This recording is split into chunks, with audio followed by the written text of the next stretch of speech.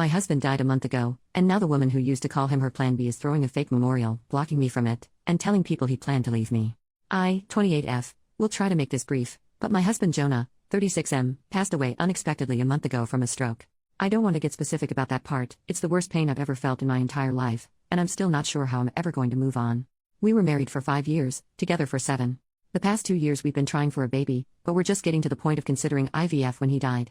Jonah had a close friend in high school named Marjorie, 33F. Marjorie also ended up going to the same university as he did, and they spent a lot of time together during those college years. Jonah said that he liked Marjorie's company, but never felt anything beyond friendship with her, which I totally believe. Jonah dated other women during that period, but told me that several times Marjorie hinted that she wanted him to ask her out. She also joked about wanting him to be her plan B in case she didn't meet someone and get married by 30. By the time I'd started dating Jonah, he had moved a couple hours away from his hometown, and Marjorie. Despite this, Marjorie immediately began finding excuses to come to our town and hang out, which usually involved her encouraging us to go drinking, and then her passing out on the couch at Jonah's apartment. I didn't mind her for the most part, but she had a habit of saying things like, "You know you ruined our marriage pact, haha," and pointing out all the things that she knew about him, like what he took in his coffee, his favorite bands, etc. Over the course of our relationship, and especially after we got married, Jonah definitely put some distance into his relationship with Marjorie. He confided in me that he felt he had outgrown her and that they really had little in common anymore. He stopped responding to her invitations to hang out as often, though he would occasionally call to catch up out of guilt, especially when she would text him or leave messages saying she was so sad he was ignoring her and the like. But now he's gone. I had him cremated, like he wanted. We haven't done the memorial service yet, it was too hard for me to even imagine the first couple of weeks, and I also wanted to give time for some out-of-state people to make travel plans. The memorial is this weekend. However, 2 weeks ago, I received an email from Marjorie, sent to around 60 people, including Jonah's family, saying that she was holding a memorial service for Jonah in the town where they grew up, the day before his memorial here. I was completely blown away, seeing as she hadn't mentioned anything to me or even attempted to call. Along with the details, the email said that she was planning the memorial in light of the fact that no other service had yet been held in his memory, and he deserved to be laid to rest with honor. For the record, she was invited to the memorial which I'd been planning, and knew it was happening. I called her, of course, and told her that while I appreciated her willingness to help with Jonah's goodbye, I was already planning a service for him that would involve all of his family and friends. She immediately went on the defensive, and said that she had only started to plan a service when she realized I wasn't willing to do it in a timely manner.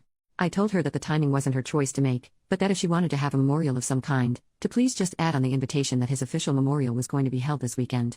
She said fine. I sent a message to all of Jonah's invited friends and family to make sure that they knew the real service with both of our families was going to be here, and then just washed my hands of the whole thing.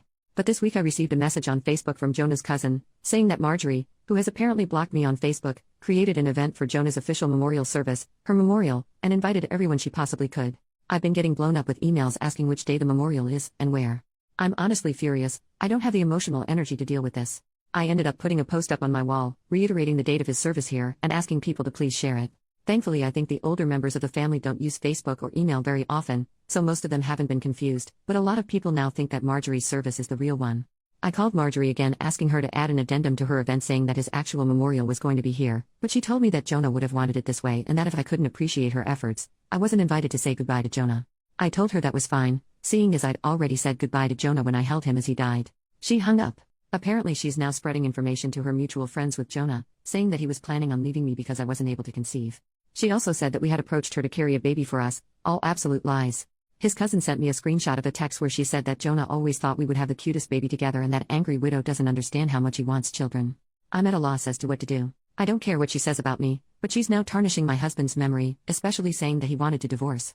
Jonah would never have left me, and anyone that knows him at all knows that we were committed to each other above all else. I need to figure out how to tell this woman to F off without encouraging her to spread more lies. And I also want to just forget the whole thing and crawl in bed and never get up again. Help me, please. First update, 2 days later. I apologize for not updating sooner, but a lot happened the last couple of days. Thank you to everyone who offered help and advice. For those that offered monetary assistance, Jonah and I were in a stable position financially, so I'm going to be comfortable until I decide to go back to work. Your willingness to help was deeply appreciated, however, and I'm truly bowled over by your kindness. I took the advice of the majority of comments, and called the chapel where Marjorie was planning her service. I spoke with the pastor, who immediately told me that he had been trying to get in touch with me regarding the service. Apparently both Jonah and Marjorie had grown up in that church. I am not religious, and neither was Jonah as an adult. My voicemail has been flooded, so it's definitely plausible that I overlooked his call. He immediately expressed how sorry he was to hear of Jonah's loss, and said he had received my contact info from Jonah's great aunt who still attends there. He said he was surprised when Marjorie asked to have a service for Jonah, but she had claimed that Jonah and I were separated and I didn't want to be involved. He had been trying to follow up with me, but obviously that didn't happen. He was very apologetic and said that we could cancel the service or move forward in any way that felt right to me. He said that he knew the church members would appreciate the service, since many of them remembered Jonah as a boy, but obviously Marjorie would no longer have a role. I agreed that the service could go forward. He called to speak with Marjorie after our conversation, and informed her that she was no longer welcome to participate in the organization of the service after her behavior. He wouldn't tell me all that she said, but says she was distraught, and he recommended some mental health and spiritual services to her that he hopes she accepts. She apparently apologized for lying, and asked to speak with me, but I declined. I feel bad if she's truly contrite, but I just have too much on my plate right now. We had 2 beautiful services for my husband, first the one at his hometown church, and then the non-religious one that I planned. Everyone that came wanted to honor Jonah, and that's all that really matters. I was told a dozen stories about him that I'd never heard before, and I laughed so hard I cried, then cried some more. My cousin was on the lookout for Marjorie, and I honestly didn't think about her the whole weekend. She turned up for the first service, and then the pastor ended up speaking with her, unbeknownst to me. My cousin says he was sympathetic but firm, and told her that her presence there would be inappropriate. Surprisingly, she left without fuss. I'm still not sure the situation is entirely resolved, but I got to lay my husband to rest in the way he deserved, and that's the most important thing to me right now. Thanks everyone for your support. Edit. I debated whether or not to even mention this, but this community has been so awesome I thought I might as well. I realized this weekend that I'd miss my period, and I'm usually like clockwork. It could just be stress, but I'm going to take a test later. Can't decide if I'm incredibly hopeful or absolutely terrified. Edit 2, not pregnant. It was a long shot. Thanks for your support. Second update, 4 months later. I'm not sure if anyone will remember this post, but I thought I would update since it's been a few months. I haven't been checking my inbox, and I'm sort of amazed I remembered the password at all, but I appreciate all of you who sent encouraging messages. It means a great deal to me. It's been around 5 months since Jonah died, and honestly it still feels like I'm waking up and living the same day over and over again. I'm in therapy, but the feeling of grief has not subsided whatsoever. Everything reminds me of Jonah and I still feel like half of me is gone. I'm considering moving out of the country, or at least to a different state, but I also feel like a piece of Jonah is here in the house where we lived. Even worse, Marjorie has still not disappeared. I deleted my social media a couple of months ago in an attempt to simplify my life, but my cousin, who also knows Marjorie, let me know that she has been recently posting photos of herself on Facebook, with Jonah. Some were from several years ago, but she was saying things like I still miss my man every day and I can't wait until Jonah's baby arrives. She is apparently pregnant and claiming that the baby is my husband's. She has also photoshopped his face onto several photos, some on another shirtless male posing semi-suggestively with her. The photoshopping is pretty good, but it's obviously not my husband's body. People have been saying things like congratulations, we know you'll be a great mother to Jonah's child. Nobody I knew, thankfully. It honestly made me feel sick and I went and laid in bed pretty much all day. I hate that she is getting to me like this, but I can't stand the thought that she's claiming my husband was unfaithful to me, and that people are believing it. One bright note is Marjorie's brother, who also knew Jonah. On one of her recent posts, he commented, WTF Marjorie? I spoke to Jonah like 2 weeks before he died and he said he was trying for a baby with me. You guys were just friends. This is messed up and you know it. The post was deleted a couple of hours later. I don't know what to do anymore. I don't have the energy to battle with this woman, but I'm infuriated and hurt by this blatantly disrespectful pack of lies that she's spreading.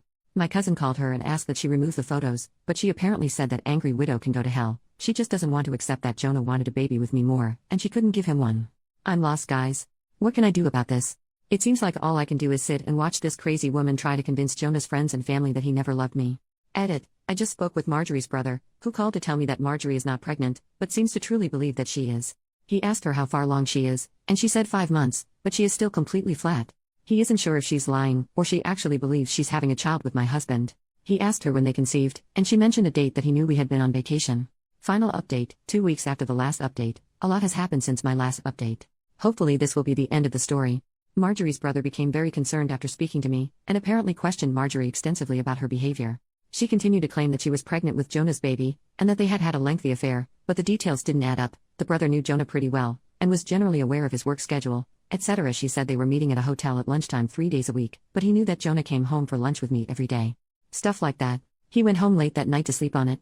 After he went home, Marjorie came over to see me at 3 a.m.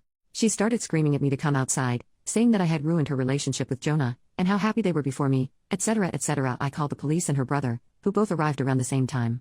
She pushed the police officer who tried to ask her what was going on, and was immediately arrested. I felt bad for her brother, but he just apologized to me repeatedly. Marjorie yelled expletives and tried to demand special treatment because the police were apparently hurting her baby by keeping her in the car. I gave a statement, and they left. Not exactly sure what happened after, but her brother says she is now under psychiatric evaluation, and is apparently struggling with a mental disorder that he wouldn't name. She has apparently not taken her meds in 2 years. I didn't ask for details, but it seems she is going to get some help. I'm not pressing any sort of charges. Her brother also linked me to his post on social media, where he made it very clear that Marjorie has been having some difficulties, and absolutely none of what she said about Jonah is true. I'm glad this seems to be over, but I've decided I need a fresh start no matter what. I'm looking for a job out of state, and I'll be doing my best to leave my life with Jonah behind.